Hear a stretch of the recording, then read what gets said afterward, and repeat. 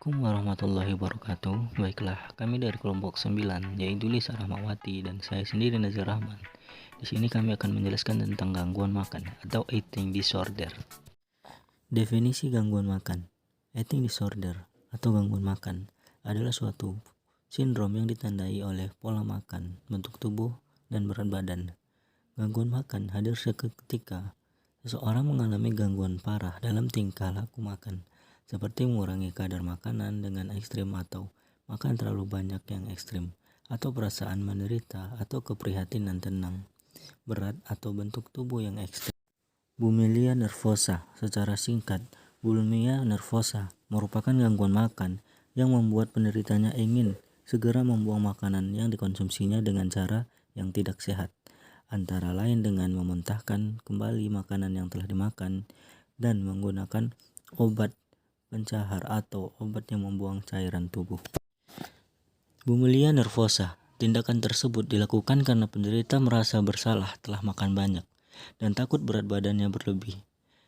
Akibat perilakunya, penderita bulimia dapat merasakan gangguan berupa peradangan pada tenggorokan, membengkaknya kelenjar ludah pada leher dan rahang, dehidrasi parah karena kurangnya cairan, gangguan pencernaan seperti penyakit reflux asam lambung atau GERD, atau irritable bowel syndrome, gigi sensitif dan rusak, atau gangguan elektrolit.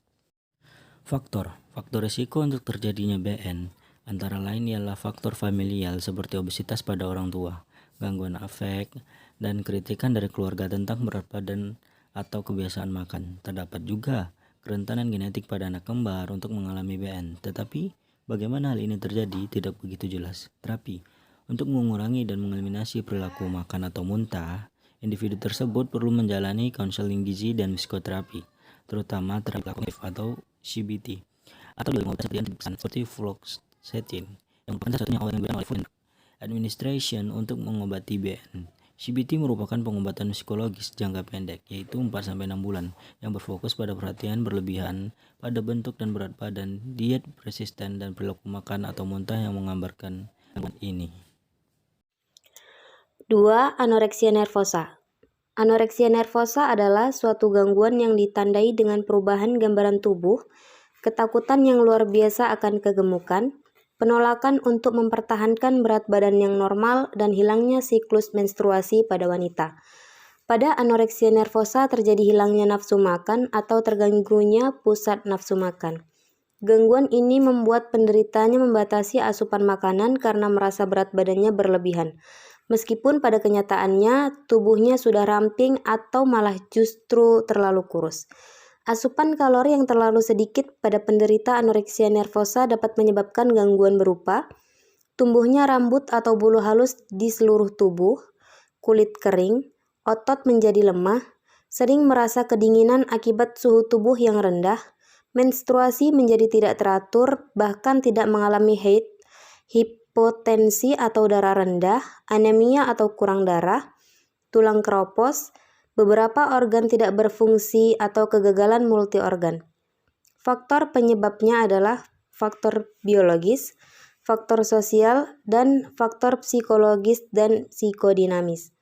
Terapi untuk anoreksia nervosa.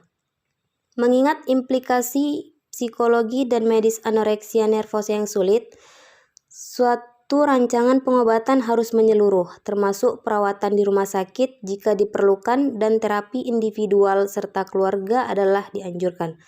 Pendekatan perilaku, interpersonal, dan kognitif pada beberapa kasus medikasi harus dipertimbangkan. Yang ketiga, gangguan makan berlebihan. Gangguan makan berlebihan atau binge eating disorder atau BED adalah gangguan makan yang ditandai dengan episode berulang dari makan sejumlah besar makanan, sering, sangat cepat, dan ke titik ketidaknyamanan. Perasaan kehilangan kontrol selama makan tersebut, mengalami rasa malu, tertekan, atau bersalah setelah itu, dan tidak teratur menggunakan langkah-langkah kompensasi yang tidak sehat. Akibatnya, penderita gangguan ini akan mengalami berat badan berlebihan atau obesitas.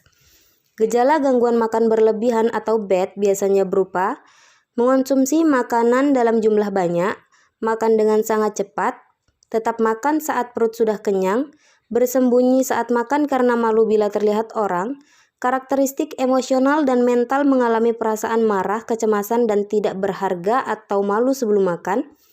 Mereka yang bad mungkin juga mengalami isolasi sosial, kemurungan, dan mudah tersinggung, merasa jijik tentang ukuran tubuh seseorang.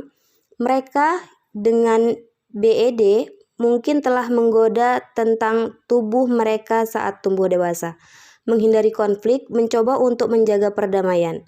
Pola pikir tertentu dan tipe kepribadian berhubungan dengan gangguan pesta makan. Karakteristik fisik, berat badan bervariatif dari normal, obesitas ringan, sedang, atau berat. Berat badan mungkin atau mungkin tidak terkait dengan BED. Hal ini penting untuk dicatat bahwa sementara ada korelasi antara tidur dan berat badan. Tidak semua orang yang berlebihan berat badan atau memiliki BINGS atau BED. Terapi untuk BED. Terapi berbasis bukti yang efektif dan tersedia untuk BED meliputi terapi kognitif atau CBT, terapi interpersonal, terapi perilaku dialektis, dan farmakologi. Semua perawatan harus dievaluasi dalam matriks risiko, manfaat, dan alternatif. Baiklah, sekian persentase dari kelompok kami. Jika kami dari kelompok 9 ada salah kata, kami mohon maaf. Billahi taufiq wal hidayah. Wassalamualaikum warahmatullahi wabarakatuh.